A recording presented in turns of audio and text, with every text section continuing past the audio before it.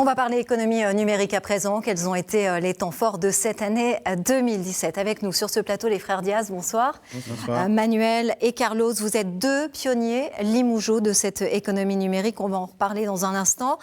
Première question pour commencer. Qu'est-ce qui vous a marqué dans cette année 2017 par rapport aux Limousins? Bon, je ne sais pas, je dirais dans cette industrie, ce que fait Tesla de façon générale et toutes ces green tech et en particulier l'innovation autour de l'Hyperloop, une autre façon de se déplacer presque à la vitesse lumière. Et ça vous subjugue, ça vous intéresse aussi pour votre entreprise qui est toujours basée en Limousin?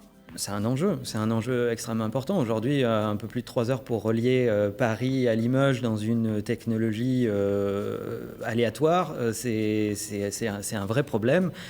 Si on imagine l'Hyperloop entre Paris et Limoges demain, c'est 30 minutes.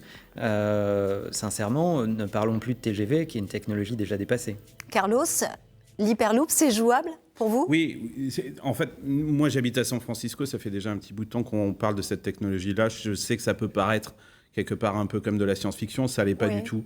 Je pense qu'un projet Hyperloop ici dans la région peut avoir lieu dans les 8 à 10 ans qui viennent, donc c'est demain.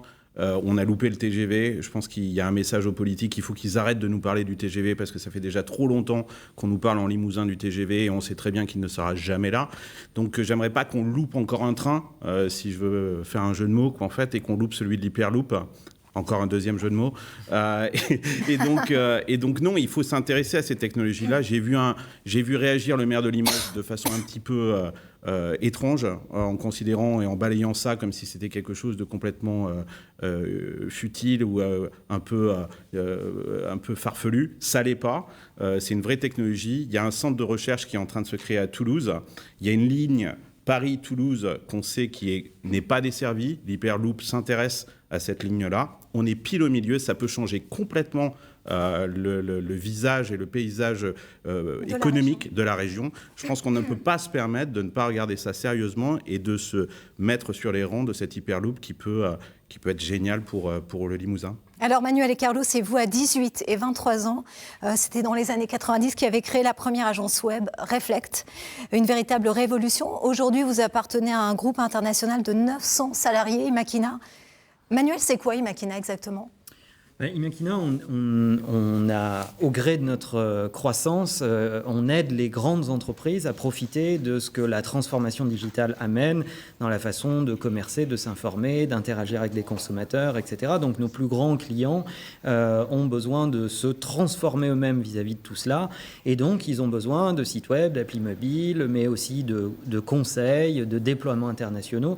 Et c'est pour ça, d'ailleurs, qu'on a fait cette croissance internationale, parce qu'aujourd'hui, ce business, il peut être fabriqué ici depuis Limoges. On est très content d'avoir presque 100 personnes ici à la Technopole. Vous y tenez justement, vous êtes attaché à ce territoire? Extrêmement d'ailleurs, c'est pour ça que le siège français d'Imakina est à Limoges. Il n'est d'ailleurs pas à Paris, qui est une antenne commerciale. Donc on y tient, c'est la preuve.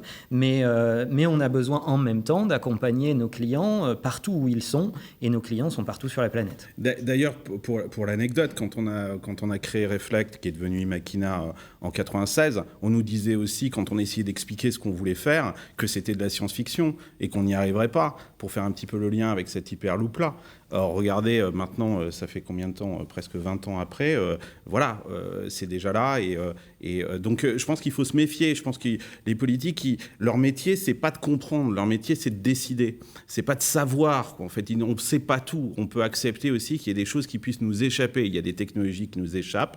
Il y a des experts. Il faut les consulter. Mais par contre, il faut décider. Ça, c'est leur vraie mission. Alors justement, Carlos, vous vous adressez justement assez souvent aux politiques, notamment à François Hollande. On s'en rappelle, c'était à San Francisco, puisque vous vivez à San Francisco.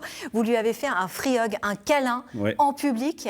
Voilà, c'est un peu votre spécialité, ça, le bon mot, le bon geste au bon moment. Non, mais on s'était beaucoup battus ensemble à l'époque des pigeons, puisque j'avais lancé le mouvement des pigeons et on avait eu quelques passes d'armes avec le gouvernement. Et moi, je ne suis pas un politique. Donc, quand les choses ne vont pas, il faut savoir le leur dire. Force est de constater aussi que François Hollande avait écouté ce qu'on avait dit et avait modifié. Il y avait vraiment eu un impact. Il y avait vraiment eu un impact. C'est Fleur Pellerin qui avait repris le dossier derrière, qui avait créé les assises de l'entrepreneuriat. Qui a modifié la loi. Qui a modifié modifié la loi, donc ça a eu un véritable impact. Ce geste que j'avais eu avec François Hollande, c'était pour lui dire, bon ben voilà, travaillons ensemble. Il n'y a pas d'opposition, on n'est pas dans une opposition gauche-droite ou quoi que ce soit. On est simplement des entrepreneurs, on a besoin de travailler avec les politiques. Carlos, aujourd'hui, vous dirigez The Refiners, un accélérateur de start-up, et justement, vous parrainez très fortement une entreprise, une start-up à Limoges.